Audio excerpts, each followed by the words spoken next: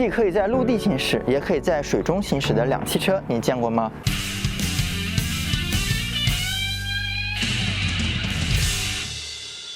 水陆两栖车都用于景区游玩、抢险救灾、水域探测等。作为车与船的结合体，在工艺和结构上自然要考虑到很多问题。今天呢，就带大家来观摩一下我公司的水陆两栖车。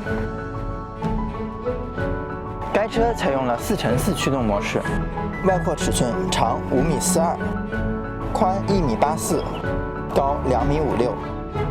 想要下水行驶，则不得不考虑到浮力和涉水高度的问题。该车呢，体型小巧，重量自然不会太大。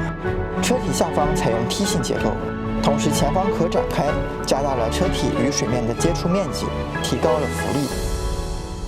车体中间的贯通孔也是用来增加浮力的，风扇方向朝上，排气管向上弯折，都是为了加大涉水高度。车体上的黄线便是吃水位，下水时水位不得越过黄线。该车的吃水高度不得超过1米，水里腐蚀性大，车体容易成为水里寄生动物的栖息地，这是每一位船舶设计师最头疼的问题。所以车体吃水位以下都采用了特殊涂层处理，即使如此也需要定期清理。